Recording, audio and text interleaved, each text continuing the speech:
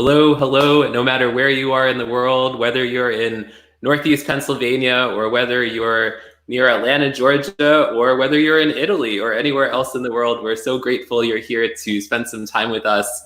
My name is Tim Sohn. I'm in here in Northeast Pennsylvania with the bears and the turkeys and my family upstairs. And I'm excited to be here today with Jim, my trusty co-host and friend. Take it away, Mr. Jim.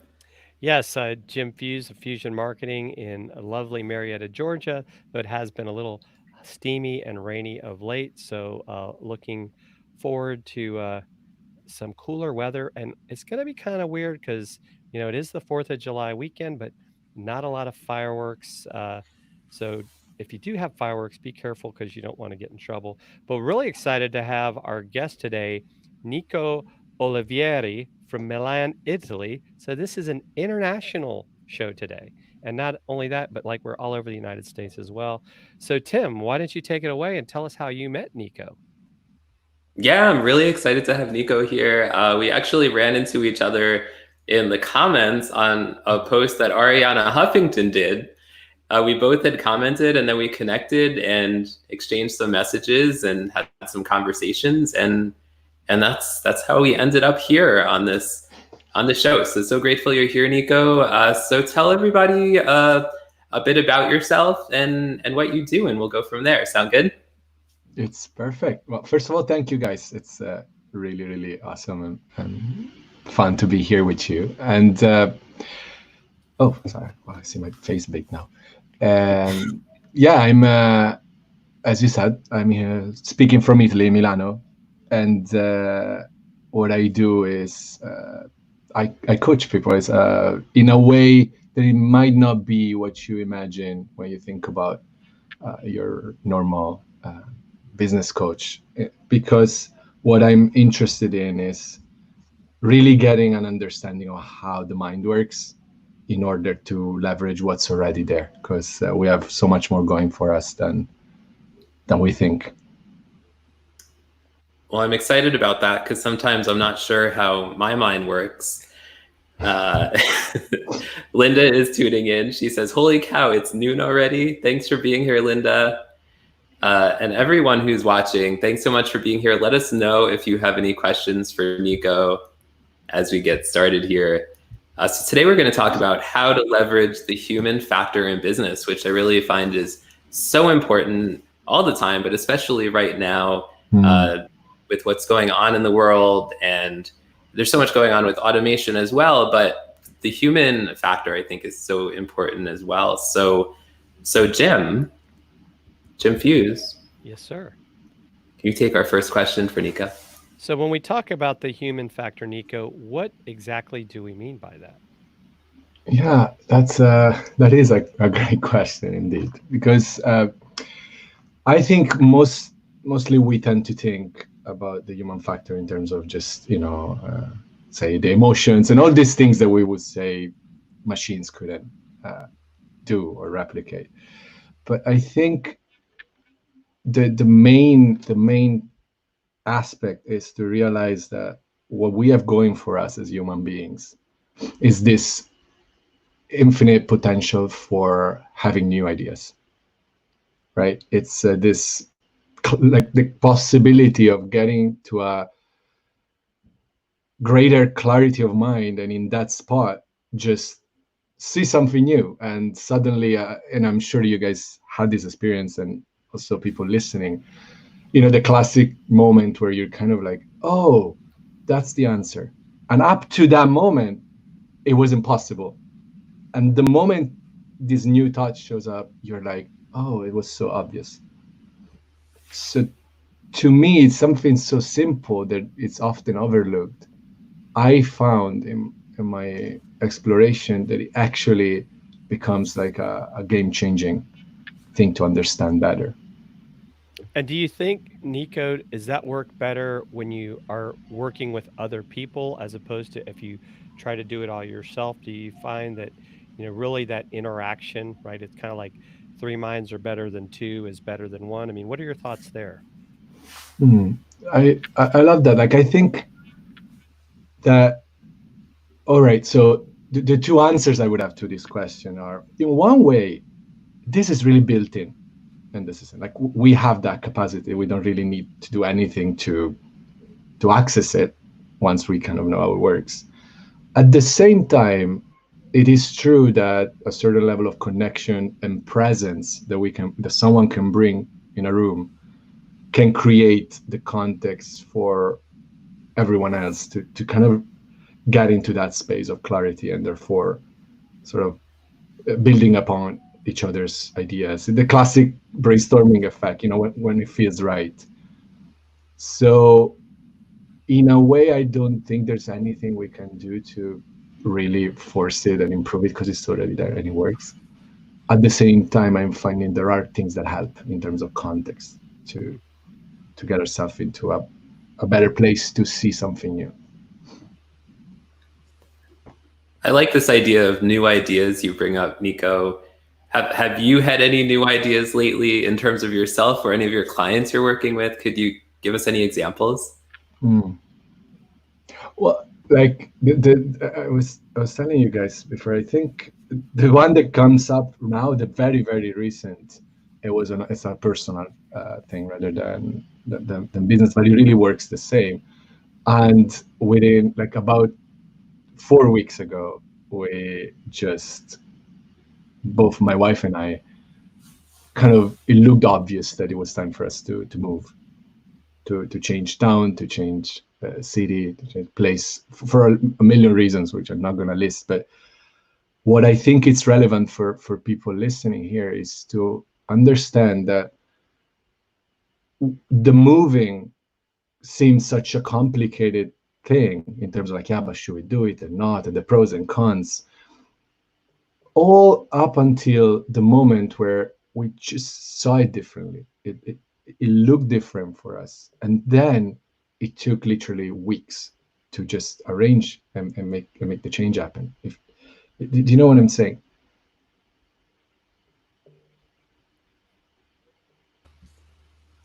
Yes, we do. Yes, absolutely. Absolutely. Like, there is another thing that comes to mind. I was actually today in a conversation with a client, and we've been talking for a couple of weeks. And today I said, hey, so what's new? Where are you at? And she kind of just like, basically, we had this open webinar on Monday on where does impact come from? Where do we, how do we give our best? And she heard something from within. That's insights, right? You see something from within. And it clicked, and she wants to build this business. She's building that business for 2 years now. And suddenly, just because the old premise upon which her word was built and a business was built on, and whatever she was seeing changed because the thinking shifted. She was like, oh yeah, now I see it. Everything that was a struggle up to yesterday was like, oh yeah, of course, yeah, no, I think I'm just gonna do this, and that's fine, and this I'm gonna figure out. And it's so wonderful to be there when this happens. That's one of the coolest things of my job, to just be there when that click, that famous aha moment happens, because that changes everything. Tim, have you had an aha moment like that? An aha moment. I don't know if it's really been an aha moment. Like there's definitely been a lot of changes life-wise and business-wise with everything that's going on right now in the world, pivoting a lot into live streaming and live remote producing and things like that. And also, it's been great to spend more time with family and things of that nature. What about you, Jim? Yeah, I mean, I think I've had a couple. I mean, the first would be that when I got married, about a year and a half ago, I was living in Eastern North Carolina, and originally I thought I was going to kind of go back and forth, but then it really dawned on me that there was just so much more opportunity for me here, and with the ability to use technology and everything else, that I could still meet with those people virtually. And so actually, and not to mention, as you remember, Tim, going through Hurricane Florence really had a major impact on my business. and forced me Yeah. to really think things through. Not knowing it, right? Hindsight being 2020, it really set me up, I feel like, to be more successful when this all happened because I was already kind of in that virtual mindset. And to your point, really now being more focused on seeing how little did we know, right? This show that's almost 2 years old would give both of us that ability to now help others succeed with something that, live video that a lot of people just weren't really thinking about, but has really become probably one of the primary way for people to interact. So that was really kind of the aha moment for me. And so, yeah, you just never know when that's going to happen. Yeah, I, so true. I loved what you guys are saying, and I think just if I can jump in, I think that the beauty is that sometimes it shows up like this the sky is opening and and the light comes on and you're like, oh, and suddenly you have this revelation. But here's the thing, there's no difference between when we have those big revelations about like a big life change and any other small thing that we just know to do in our days. This in a way, our wisdom, our capacity for new insights, it's very obvious. There is a way of navigating business by obviousness, by kind of getting to the place where you start like, oh yeah, I know, this is the next step. Oh yeah, this. Oh yeah, no, you know what? This email, let's not send it. And you start trusting that, and it is incredible. Yeah, for sure. So thank you, all of you who are tuning in. We're here with Nico Olivieri from Italy. And so, Nico, our next question for you is, are effort and struggle really necessary? That is a wonderful question. The short answer is no. They're not. But here's the thing. The principle that is behind the short answer that leads to no is that, and it is linked to what we were saying before about clarity of mind, is that what we feel, this is actually really a radical, it's as simple as it is radical.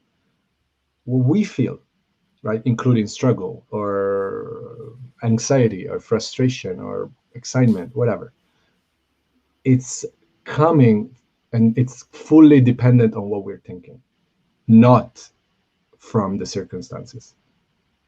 Like, I'll say it again, like, we live in the experience of our thinking, not of the outside world. And this, when you start seeing it, changes the game, because we spend so much time trying to change the outside world so that we can feel better. I'm just never going to work. And we know, if you take a second to slow down, you know this is true, because sometimes I know your team have kids. I don't know about Jim, but sometimes when my son, I don't know, throws something against the wall, my experience of it is really like, oh, you're doing it to make me upset, and I just feel anger, and I just really want to shout at him. And maybe another time, same action, my kid throws something at the wall, and what I see is this little 6-year-old that is overwhelmed, and my instinct is to just give him a hug. Right, same thing. Sometimes we look at our bank balance and we feel like, oh my God, if things don't change, we're gonna close down the business, and now we're gonna do it. And sometimes you're like, no, we have a different perspective. Like, this seems so simple, but you understand that 99% of the things we do will probably stop making sense because we think we spend a lot of energy trying to change our circumstances, right? Like, I'm unhappy in this relationship, so I'm gonna find a different one. And this city is not good, so I'm gonna look. And what about discovering that our potential for feeling great and inspired and performing at our best has always been there? Like, no need to change anything out there. Then, to get to the answer, this means that the sense of struggle is not coming from what we're doing. So as long as it looks to us that a complex situation comes with struggle, we're kind of stuck there. Like, well, I lost a client. So yeah, of course, I'm also going to feel stressed and I'm going to struggle and I'm going to feel. But when you start seeing like, no, you lost a client, and sure, there are going to be things that you're going to have to figure out and do. But the experience of struggle is just coming from the noise in your head. There's a lot going on here, and therefore you experience that. Does it make sense? Yeah. I mean, to me, what I think this kind of goes back to, Nico, this goes back to mindset, right? We have to build our mindset so that we don't see these things necessarily as obstacles, because you're right, because like it's kind of that whole idea of like when one door closes, another door opens, right? I could have very easily, when I went through what I went through with the hurricane, said, oh, my business is, you know, is over. But I was like, no, this is now a time to change, to adapt, and keep moving forward. Because if we just sit there and kind of wallow in our misery, nothing happens positive. So I think that's how I look at it, and I think that's where we as human beings need to constantly be teaching ourselves. Right? It's kind of like they say, once you stop learning, you start to die, and so it's very easy to get sucked into that, even with everything that's going on right now in our society. People tend to look at the negative and the struggle, as opposed to, okay, well, what can I do to make myself better and to move forward? Because you know wait, in fact, what's the phrase? Misery loves company. um, Mhm. I don't want to be in that company. Absolutely. Absolutely. Okay, guys, we're going to take a quick break for our sponsor, StreamYard. We have a quick 15-second video. We love to use their live streaming platform. They have great features, including multi-streaming, bringing on banners and graphics, and just making the show so much more engaging. So we'll be back in 15 seconds, and we'll take the conversation from there.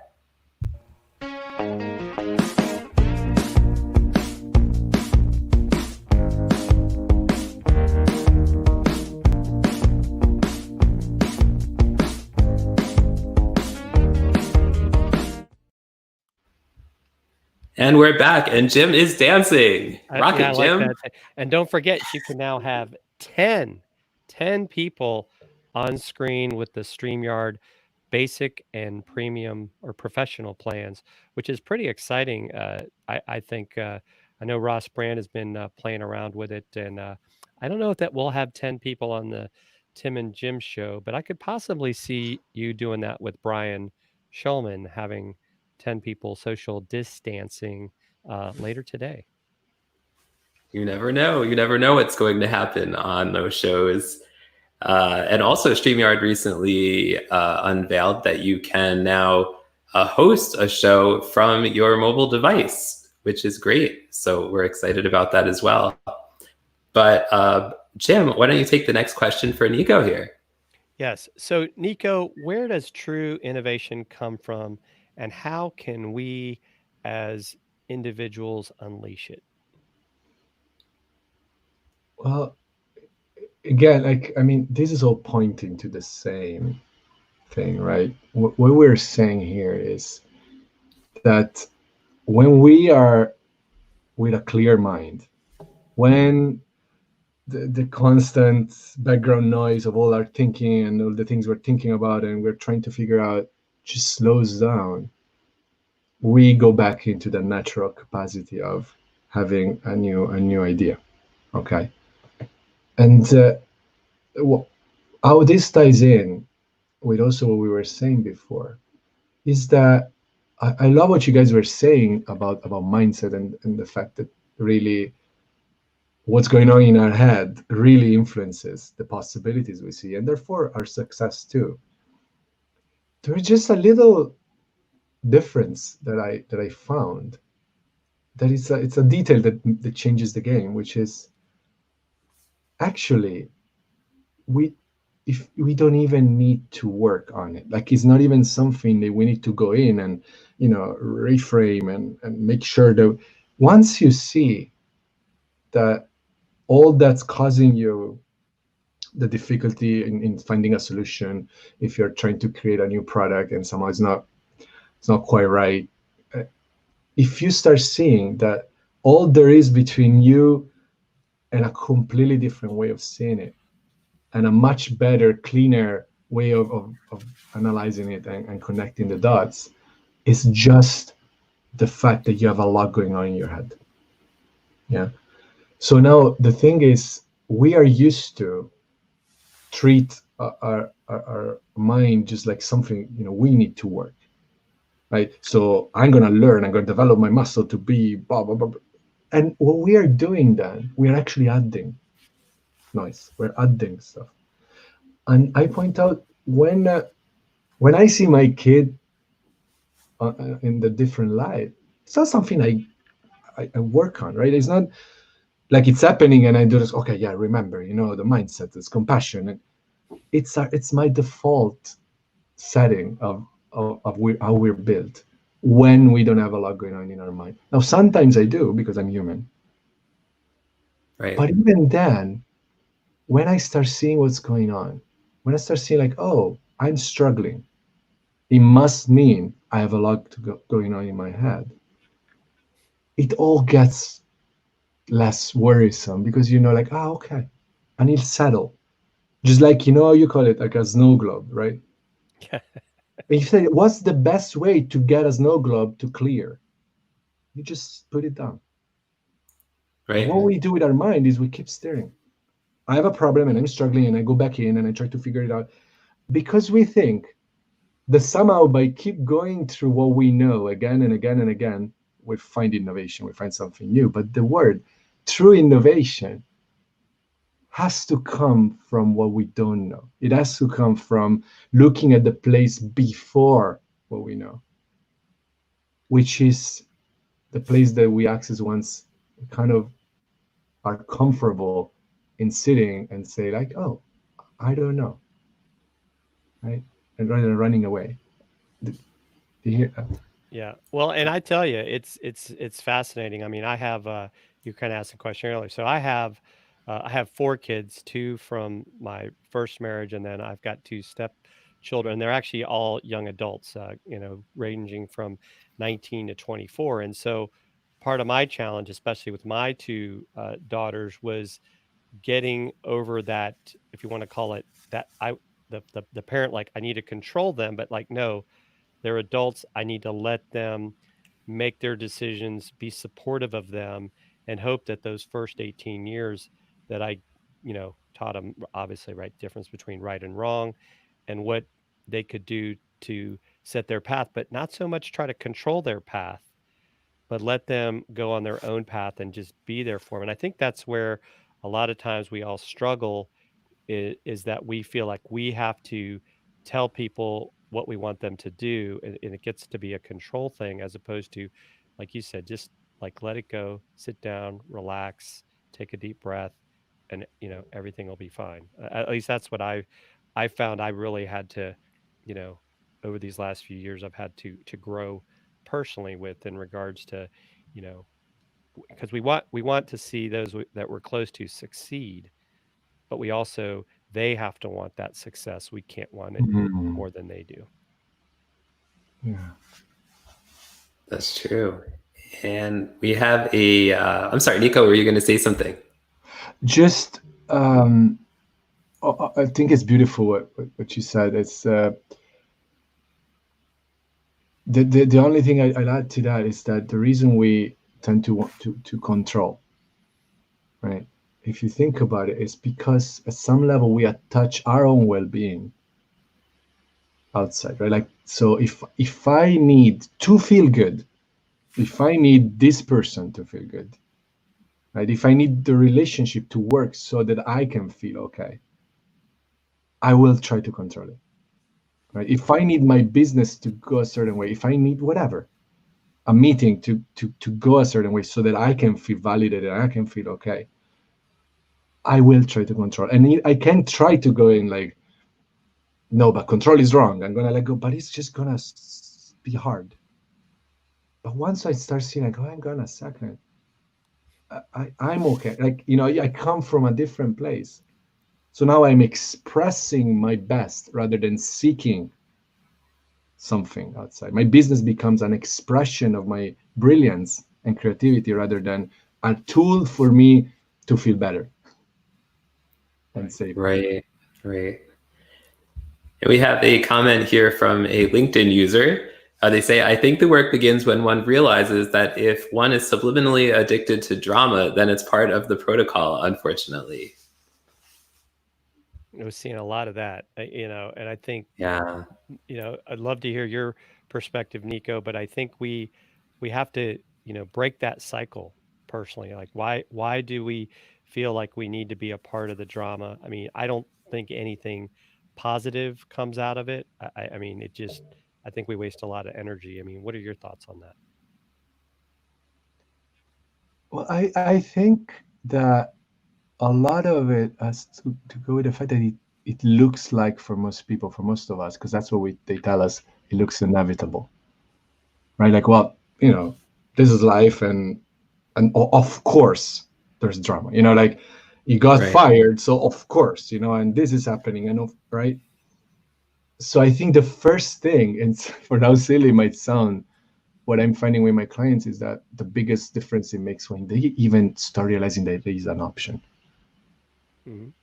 Right? Like the moment you actually say, like, oh, hang on a second, are you saying that this was optional? Yeah. Mm-hmm. A personal example for me is I have diabetes. Mm-hmm. Yeah. Mm-hmm. Now, I have diabetes. I need to make insulin, and there are like a lot of things I need to make sure that I do or I don't do. But I realized only recently, a couple of years ago, that there's a difference between, diabetes, which I can manage, and diabetes. Yeah, that I'm creating that one. But I didn't know. I thought that it came with the illness, the sense of powerlessness, the sense of fatigue, the sense of frustration, and all these things, and the drama. I thought it came with the disease. When you start seeing, like, oh, no, it doesn't. So there's a lot of power in just seeing there's an option.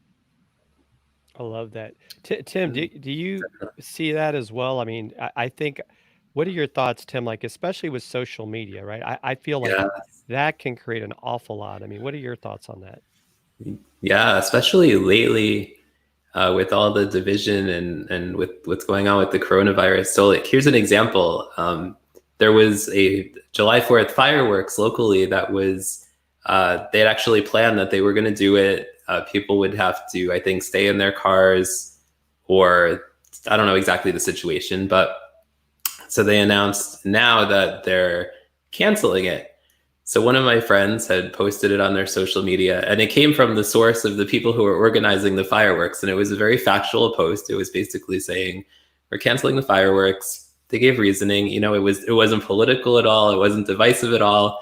It was just basically, we're canceling the fireworks for everybody's safety and health, So I shared it on my social media, and then immediately there is a comment about the whiners out there or something. And then I just deleted it because I didn't want to go there. Like, I was just trying to share information I thought people, friends and family would want to know about, because maybe they were going to go or they were considering going. And so in that case, I just deleted it because I just didn't want to deal with it. Like, lately, I just feel so, especially on Facebook, like there's just so much drama, I feel, right? And so much division. Yes, I know you love Facebook, Jeff. I call it drama book. Yeah, we can just call it drama book today. There you go, drama book. Yeah, so that's just one example recently. Are you seeing that as well, Nico? Do you spend much time on Facebook or other platforms?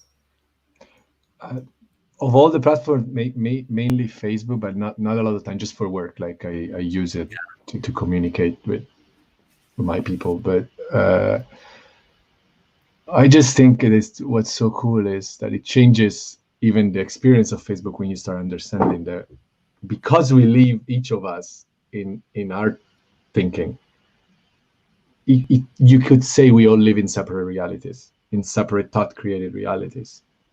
Now, this makes a difference, because if I'm pointing at something that I think is objective, and then you just, like, I say, like, oh, it's red, and you're like, no, it's blue, and I really don't get it. Why do you say that?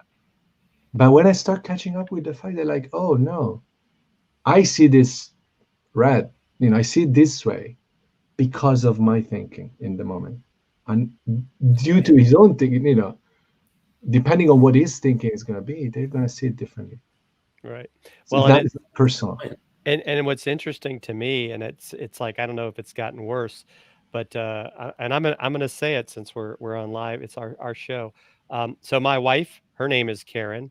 My sister-in-law's name is Karen, and I'm really getting tired of all these.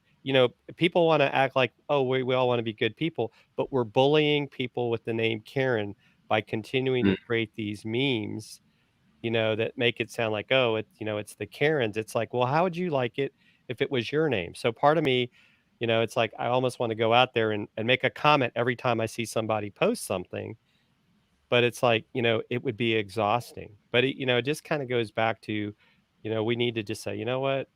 It's just something we got to deal with, and maybe you can educate people to think twice about doing that. But it's just interesting that we want to sit here and get divisive over certain things, but then we want to take certain people's names and in a sense demonize them and not thinking about there's a person, other people behind that name. I mean, even that lady that was in, I think it was in New York, that got ended up getting fired because she was calling the police about this guy in the park, and it was all false. Her name wasn't Karen. Her name was Amy. So should we change it to Amy's? But they called her a Karen, and I just think I just think that that's one of those things that I see where I see, and there's a Catherine, which is close to Karen, making a comment. But I think these are the sort of things that people, we just need to be kinder to each other.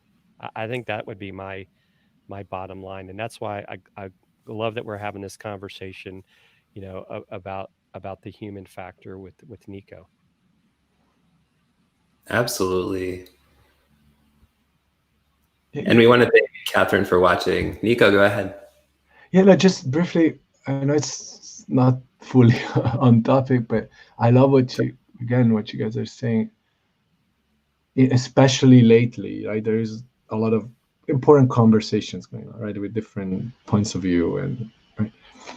And I think that it's so powerful. I think it can have such a big impact to separate how we feel, right? Like to be able to approach even a complex conversation from a place of clarity. So if I'm coming from anger, if I'm coming from this sense of, well, it's this thing you're doing that is making me feel angry. I need you to change your mind now. Otherwise, I'm always going to feel angry. We are not going to come out with our best solutions and our best ideas on how to contribute in changing the situation. But if we can separate, like, okay, I am feeling like this because right now, for whatever reason, it might be justified, but I have a lot of thinking around this. Rightfully, because I know there are some people that I know that get hurt because of this. But when we learn to leverage our capacity and our superpowers that show up when we have a clear mind, especially in difficult conversations, I mean that can generally change the world, because then we have a different conversation. It's not a conversation where my well-being is at stake. It's a conversation clean. So yeah. That's a great point. I love what you said there about keeping a clear mind, and I find it especially challenging to do that these days, and keep a clear mind with everything going on and all that's going on. But yeah, thank you, Nico, so much for being on the show. Tell people about how can they find more information about you? How can they connect with you? Well, the easier way, my website, my company's website is easiercoaching.com, and you can find not only the contacts, but a lot of, if anything resonated, a lot of free resources, audios, videos, articles, to kind of get a better sense of what's really my job. And otherwise, obviously, via email with info@easiercoaching.com. And lastly, I opened recently a Instagram account. And Nice. so anybody who wants to follow me will find me at Nico Wonders. Nico Wonders. I like that. I like that. Wonder what does Nico wonder? Yes. All right, great. Jim, do you want to wrap up the show? Yeah, Nico, it's been great having you. Great conversation. And next week, Janet Spire will be our guest, and we'll be talking about something that I recently, I guess you could say, rediscovered. Think it's an amazing tool, Flipboard. Flipboard gives you a way to create your own, basically digital magazines, so many options. So we're really excited to have Janet on. She was a guest on Twitter Smarter a few weeks ago, and I think she blew everyone's minds away with her knowledge of Flipboard. So make sure you join us. And thanks again, Nico. Have a safe move. Enjoy your new home. And thank you so much for joining us. Thanks, guys. It was great. Thank you, Nico. And thank you, everyone, for tuning in, whether you're live or on the replay. We appreciate you all, and we'll see you next week. Bye.